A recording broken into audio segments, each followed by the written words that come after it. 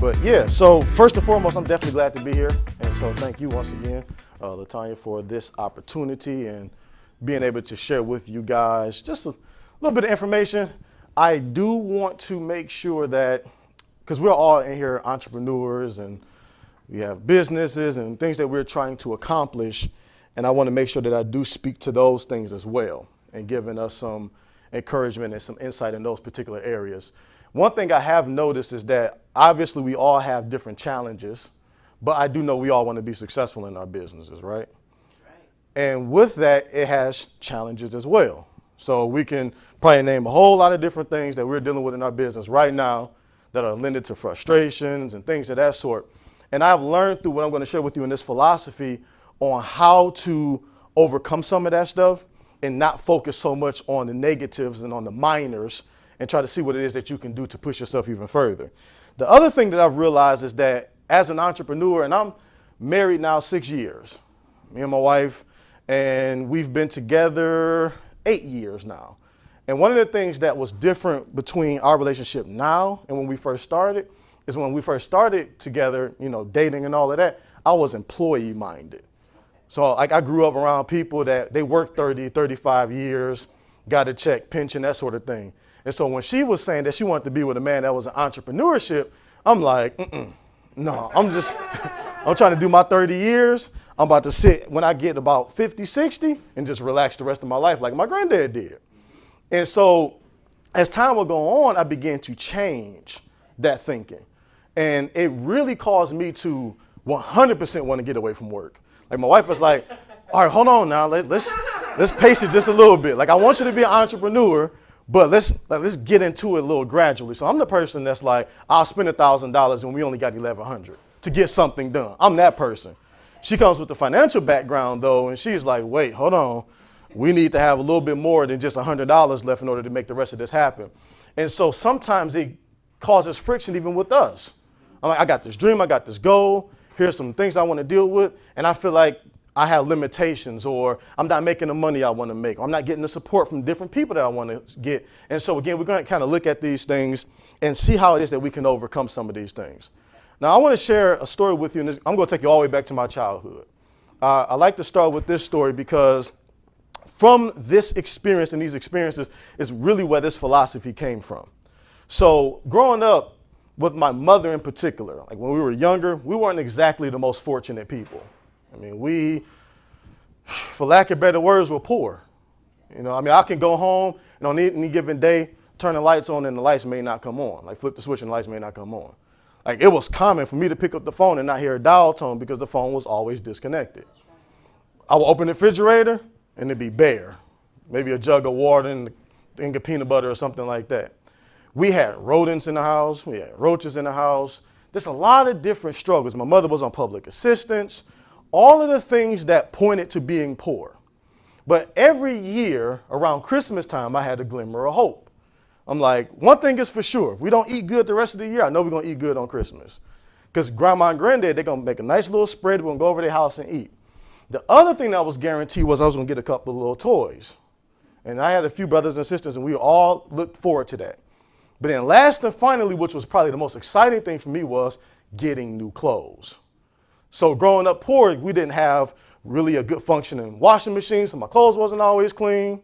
Didn't always get the newest clothes. I had the shoes that people laughed at. Again, didn't have all of these things going for me, but the new clothes on Christmas, I could take that to the bank. And that gave me so much excitement after the Christmas break to want to go to school and show off these new clothes to people. And I remember January 1996, I had it all planned out. I was going to go to school, had these new clothes, show it to everybody. And here's what I used to do. When I was at school, the pencil sharpener was always in the front of the class, right? So I'm like, let me sit at my desk and break about 2 or 3 of these pencils so that I can go to the front of the class, and I'm going to walk real slow so everybody can see my clothes. And if it's a girl in the class, I'm about to walk past. I might brush her a little bit, whatever. And I will make sure I do that so that people can see my clothes. So this was my game plan. But on this particular Monday, when I woke up excited to go to school and show off my new clothes, I walk out of the room, and when I come out of my bedroom, I noticed directly to my right where the living room was, there were a whole bunch of police officers in there. like 4, 5, 6 police officers in there. And I'm asking myself at about 6 in the morning, why are all these police here? Like, did somebody break in our house? If they did break in our house, they're in for a rude awakening because we ain't got nothing anyway. But they, like, what happened? Did somebody get hurt? And as I'm looking at the police officers and kind of coming out the room, there's this one officer that notices me, and he runs towards him, and he's like, I need you to get back in the room. You cannot be out here. You cannot see this. And I'm like, okay. But I couldn't help but notice on the pillow, or on the couch rather, there was this pillow. And this pillow had a bunch of blood on it. I noticed that. I later found out a few hours later that that pillow, my mother, she used that pillow. She held it against her chest. She took a gun and held the gun against the pillow. Pulled the trigger to take her own life. She used the pillow to shield the noise so it won't wake the kids up. She was successful because I didn't hear anything. I didn't know that she took her own life. Would have never even imagined that my mother would do anything like that. I'm like, why? And as I would get older and I would think about this, I would sometimes get frustrated. I would get depressed. I would get angry. So I'm like, you left me and my brothers and sisters by ourselves. Why were we by ourselves? Because this added more insult to injury because of the fact that about 4 to 5 years before that, I lost my father. So now essentially we're like orphans. And if it wasn't for my grandparents, we would have been spread off in different foster systems and whatever the case is. But I was fortunate to be able to be raised by my grandparents. So now here's why I share this experience with you and this story with you, because after losing my mother, I immediately became a negative statistic. Like, they immediately said, like, oh, you lose both of your parents, here's what's going to happen to you. It's guaranteed that you're probably going to go to jail at some point. Not likely you'll finish high school or ever even think about going to college. Entrepreneurship, not going to happen. You'll probably be dead by a certain point. You probably won't ever amount to anything in certain areas. And so as time would go on, I started hearing more and more negativity, and I even became victim to some of these things. I ended up making some bad decisions. But instead of staying in that cycle of reciprocal downfall and just becoming a victim of my circumstances, I decided that I'm going to not allow these things to make me bitter, but let me find out ways that I can be better. And so all of my negative experiences now have become a mission for me. My mission simply is to inspire people. My mission is to inform. My mission is to instruct and to impact, which is there on your paper. That is what the I-4 philosophy is. And the thing that I share with people, and I'm going to share with you all in particular, is that, yes, we have our issues in our businesses. Yes, we have our issues in our personal lives. But how are you going to take those circumstances and turn them into a mission? So everything that I do in business revolves around this mission. And it's taken the pain that I've had. So when I speak from that place. When I'm talking, when I'm ministering, when I'm preaching, I speak and preach from that place.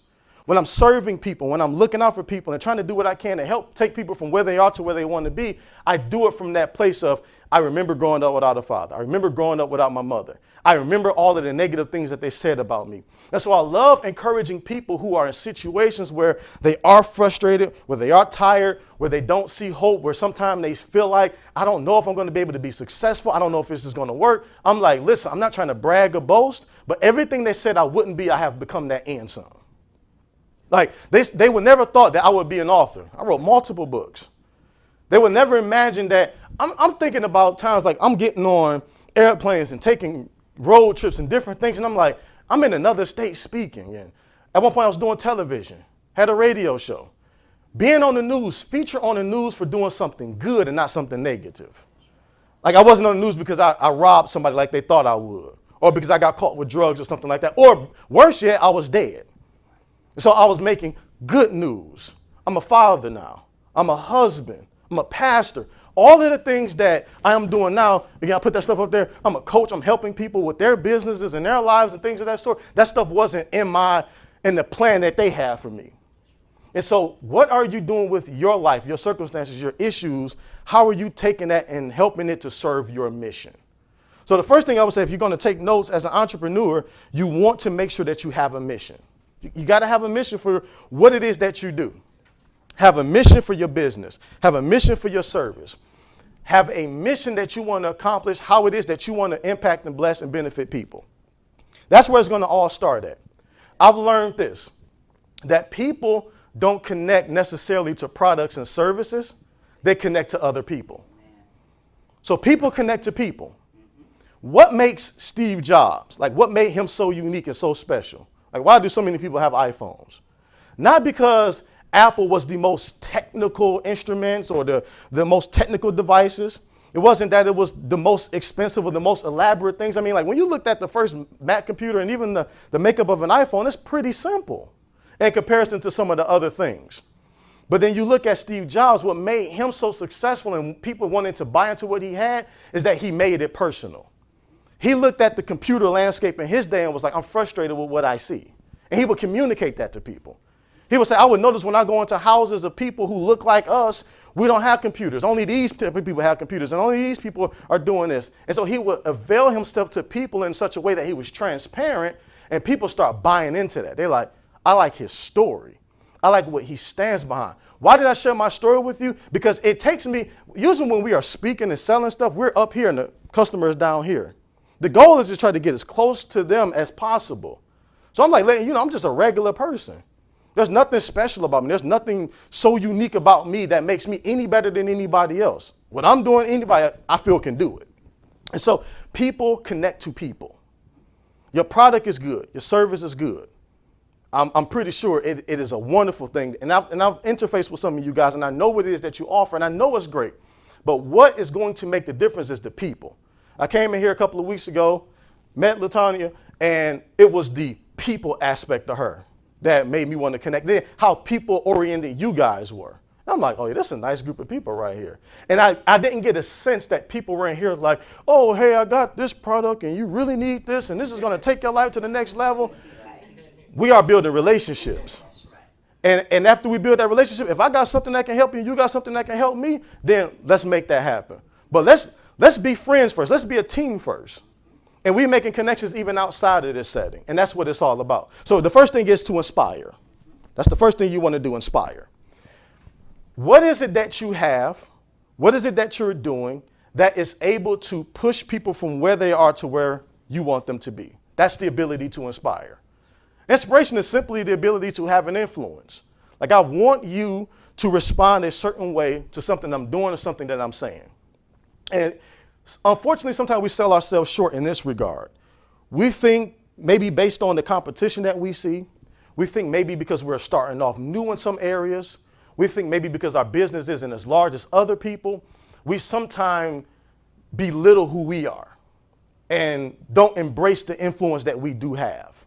I like what Scott Adams said. He is the author of the Charlie Brown comics, or the Peanuts comics, Charlie Brown. And he says that you do not have to be a person of influence in order to be influential. And really what Scott Adams is trying to let people know is that society would say that you got to have $1 million to be influential. You need to be a best-selling author to be influential. You need to have this connection and these political affiliations and grow up in this community and all of these different things in order to be influential. And Scott Adams argues that you don't have to be any of that. Just be yourself. People are attracted to people. And it's something that you do, how you wear your hair, how you sit in the chair. I'm talking about simple stuff. How you walk in a room, how you talk to people. These are all things that are able to pull people to you, inspiring people to make the connections and to ultimately make the impact that you want to make. So inspiring people. Here's another note, and you can write this down as well. Inspired people inspire people. In other words, if you are inspired, it's easier for you to inspire. It's a sad entrepreneur. It's a sad business person who's not inspired by their own product or service. Like you're not inspired by your own business. How do you expect me to benefit from it? As a speaker in particular, I am like a chef. As a preacher, I'm like a chef. I'm tasting my food before I serve it. And I'm eating this stuff. I'm like, oh, that's good. That I-4 philosophy, man, that's something real good in my spirit right now. Like, I really like this. And then when I start sharing it with people, I'm like, because I like it, I'm pretty sure people will be able to feel like, okay, I don't know, even if it's nasty to you, like even if like what I'm saying to you doesn't really even connect with you like that, you're still going to say, man, he did it with such like enthusiasm. He did it with such passion. Like at least he believed what he said. And sometimes, watch this, how many of you have ever bought something not because you necessarily needed it, but because the person that was selling it to you, they were so amped up? Let me tell y'all this. The first time I bought an iPad, I walked into Best Buy to buy an an extension for a CD drive. Like the laptop I had at the time did not have a CD drive. I walk into Best Buy, I'm like, excuse me, I want to get a extension for my computer so I can actually be able to put CDs in there. And the guy was like, okay, fine. So he walks away. This must be like a technique or something that they use. He walks away, and I'm like wandering around the store, and I'm looking at stuff, and I came across the iPads, like when they first came out. And it was like $800 at the time or something like that. So I'm looking at them. CD drive was about $39. iPad, $800. Look at the iPad, and I swear dude probably had to be like lurked behind the shelf or something watching me. Because as soon as I got to the iPads, he came around there like, hey, let me tell you about the iPad. And he started telling me all of this stuff about the iPad. He's like, what do you do? I'm like, well, I'm a minister. And he's like, oh, man, you can put your sermons on here? Are you in school right now? I'm like, yeah, I'm in school. He's like, you can put your books on here. And do you have any children? Well, not yet. But when you get children, you can put games on here. And you and your wife, you can do different things. And I mean, he sold that thing to me. I'm like, yeah, let me have this. Then he was like, you need a case for it, too. Like, what if you drop this thing? You spent $800 on it. I'm like, yeah, you're right. He's like, here's a good case you can get. Spend like another $50 on the case. Guess what I did not do? Buy the CD extension. I went in there for that. Walked out with an iPad. I'm like, I don't need nothing else. I got the iPad now. And sometimes you buy things because of that. Your potential clients and prospects and things of that sort, when you come with a certain level of enthusiasm, with a certain level of inspiration, that guy had to be inspired by that product. He's like, I use the iPad. That's why I tell people all the time that are in business or anything that you're doing, how is what you're doing benefiting you? And I would love to hear that story. I would love to hear how your service benefits other people. Like put a face, put a name to what you do. Because again, people connect to people. It's good to say I'm in financial services. It's good to say I'm in marketing. Yes, there are a lot of people in that. But what's going to set you apart? What's going to make you different? It's a lot of authors, a lot of speakers, a lot of people in your field, in your area. But the personal touch is what's going to separate you. All right, let's take it further. The next one is inform. Inform. You have knowledge. You have skills. You have experiences. You have resources, abilities, all of these things that help give you the ability to educate people. The second rule of thumb as an entrepreneur, after being inspired about what you do, you really need to have a grasp on what it is that you do. Like you need to know your product inside and out. One of the frustrations I have, and this is no knock against anyone who may be in this particular type of business, because this business does work, this type of business does work, but like the network marketing people, it's a great business model. I don't knock it. If that's what you do, that's what you do. It's great. You can make a lot of money from it. What becomes frustrating is when people come to me, they have the inspiration down pat. Man, I'm in this business right now. You can make a whole lot of money. Man, my upline, he's doing this, and you can do trips and all this type of stuff. And I'm like, yes, tell me more, tell me more. I'm like, tell me how this works. How can I get into it? And they'd be like, just come to this meeting on Saturday. I'd be like, I don't have time to go to a meeting on Saturday. Like, I need to know right now. You want to know why they invited me to the meeting? Because they don't know the information as much themselves.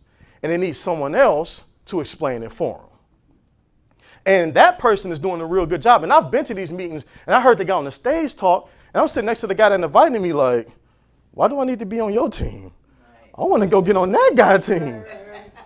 I need you to be the guy that's on the stage. You know what I'm saying? And so 9 times out of 10, I never connect with those people because they're not able to give me enough, share enough with me about how this can benefit me. So I need you to become experts at what you do so that you can properly educate your client, your prospective clients, and even the ones that you're serving now. Like one thing I do, and I stay in my wheelhouse, like Warren Buffett says, not the smartest person in the world.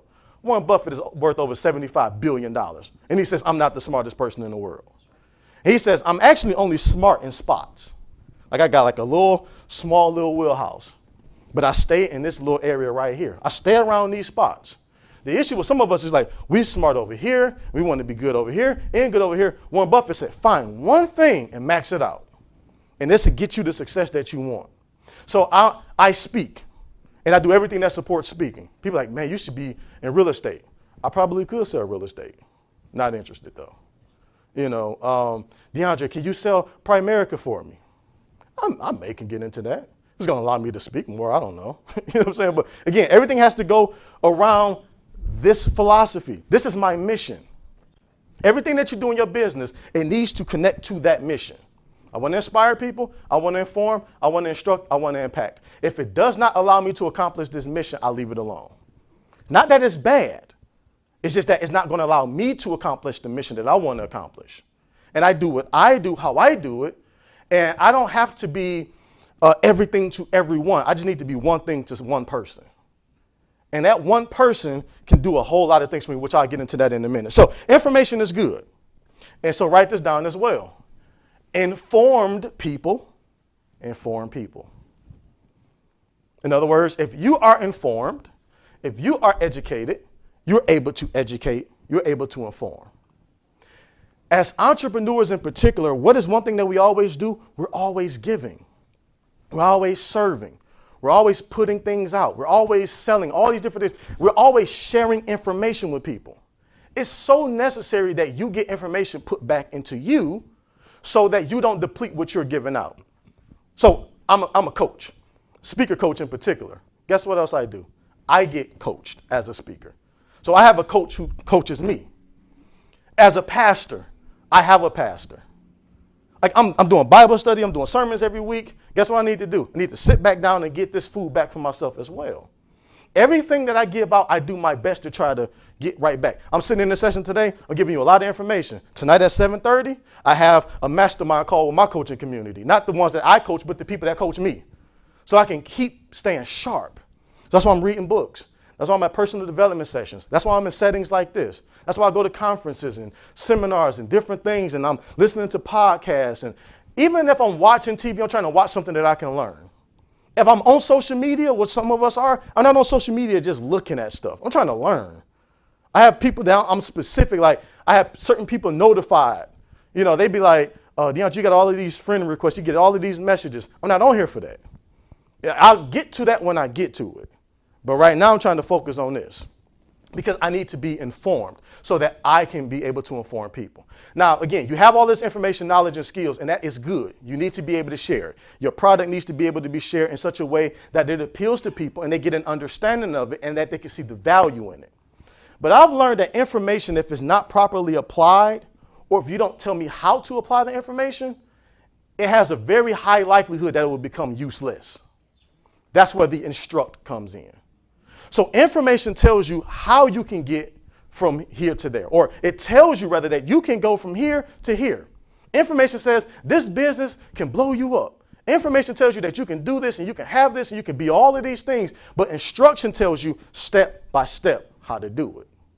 It's one thing for me to say you can be a good speaker. It's a whole other thing for me to show you how to be a good speaker. It's one thing to say, yeah, I can help you write a book. Here's some things that you can do to write a book. But it's a whole other thing for me to walk step by step with you on how to write that book. So yes, I have this information, I have this knowledge, I have all these experiences, but what makes me different is that I take the time to instruct people with it. So write this down. You need to become a master of your craft. You have to be a master of your craft. If you had a financial advisor, if you had an accountant, a doctor, a lawyer, these people that I just mentioned, you want them to be a master in that area. And you really want them only to be working on that area. How would you feel if your doctor, I don't even want to get into the type of doctors, but like my wife, she's delivering children. I mean, she got the doctor coming in to help deliver the baby, but my doctor is running late because they had like some other thing that they were doing. Like doctors, they just doctors. Like that's all they do. Like they're masters in that area. Like they have all this education, all of this skills, all of this knowledge, and they focus it on that one area so that they can become a master of it. And we hire masters. We pay experts more money. Like when you become an expert at something, you can charge more, right? Like people are more inclined to buy from you because you know what you're talking about. I could have done a lot of different type of coaching. I could do life coaching. I can do marriage coaching if I felt like it. I can do spiritual coaching even if I felt like it. There's a lot of different things that I can do. That's it. What's one thing in my life, though, that I've become an expert in? Speaking. Look, I got 10 years worth of experience in this area. I've spoken at hundreds of events, hundreds of messages, hundreds of sermons. I preach at my church twice a week, Bible study, things of that sort. I've done conferences. I've done workshops. I've been in seminars, done seminars. I've had a television show that had to come up with their own content and get in front of the camera and do it. Had my own radio show that was happening every single week. Did that. Then I turned my message into books. So I'm like, I can speak. and I can share speaking with people, and I ain't gonna run out of information with that. Like, I'm an expert in this area, and as a result, the people who are there in that program, those 20-something people, they are there because of my expertise. They're not there because I was doing this thing over here, and then I said I was gonna try this. No, I became an expert in one area, and they're able to benefit as a result of that expertise. So become an expert, become a master, so that you can properly teach people. Because if people are not taking your information and being transformed by it, two things are happening. Either you are not teaching them at all, or you're teaching them the wrong way. And the best teachers, the best instructors are experts in their area. Like, you know the ins and outs, you know the rebuttals, you know how to overcome the objections. Again, and when I'm an expert, and I used to sell insurance back in the day, and I walked beside an expert. Like, there was one guy that was like, yeah, I want you to be on my team. And he like got like an old like car and all that type of stuff. And he like, yeah, we got to pay rent for my apartment. But then I met this other guy named Matt. He driving a Cadillac. He live in the subdivision and all of that. And I'm like, I'm going to be on Matt's team. And I watched Matt as an expert in insurance. Like, he was like, you can do a whole lot of different insurances, but here's the one insurance I'm good at. I sell this to everybody. And I'm like, cool. So we got 15 products that we're offering, but you maxed this one product out? Okay, now I learned something. And I'm watching Matt close deals with people. You see how I did that? You see how I did that? And I'm learning from that master. And watch this, I'm inspired by him, I'm informed by him, and I'm being instructed by him as well. So what happens when you put inspiration together with information, and you put information together with instruction? The impact is the end result. The I-4 philosophy is like a equation. Inspiration plus information plus instruction equal impact. All right? So if you want to make an impact where you are, the money you want to make, the reach you want to have to accomplish these three things. I need to inspire. I need to inform, educate. I need to instruct, show. And then the impact is going to happen. Okay, last one. Impacted people impact people. Impacted people impact people. If, again, your product has impacted you, it gives you that much more leverage, inspiration, ability to inform, the ability to instruct, and you in turn can make an impact. Here's where it really, really gets good though. What does the I-4 philosophy mean for entrepreneurs? It means, and it's translated into repeat business. That's what that means. It means loyal customers. It means residual income. Some of the things that we do, we get the product to people and then we leave it there and we don't finish the deal. We don't impact the people. But I'm telling you, impacted people impact people. So if you make an impact to your customer, to your client, you don't ever have to pay for another billboard. You don't ever have to do another television commercial. You don't ever got to do another radio advertisement. You impact the people that you have, they'll be your own billboard. They'll be your commercial. They'll be like, man, did you know I did this? I went here. And they give you 5 stars on Google. They'll rate you high on Facebook. They'll do statuses about you. They'll do all this type of stuff. I was on the webinar last night. I had a handful of people on this webinar that I did. And I didn't ask one person on there to give me a testimonial.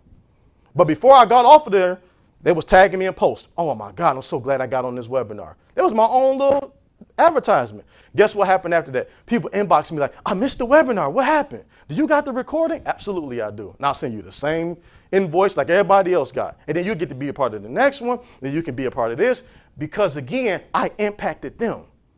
And so impacted people impact people because they're going to go and they're going to start telling about your product, your service. And then what you give them, they're going to be able to go back and impact other people. Why am I where I am today? Why are any of us where we are today? Because somebody impacted us. If it was a teacher, if it was an instructor, if it was a mentor, a friend, somebody impacted you and then encouraged you to keep going on so that you can do the same thing. This is a thing that has reciprocal or residual benefits. And you will see the thumbprint of this in so many people if you just adopt this. I just like to believe in 10 years or maybe even shorter, maybe even longer, that people are going to be like, man, that I-4 philosophy, like they'll be adopting that like I have a dream or something. I don't know. And that's just my hope. And it's so practical. Like, listen, just do what you can to inspire people, inform people, instruct, and make an impact. So repeat after me. Say inspire, inform, instruct, and impact. All right, that's my time. I'm DeAndre Riley. Thank you all so much. All right.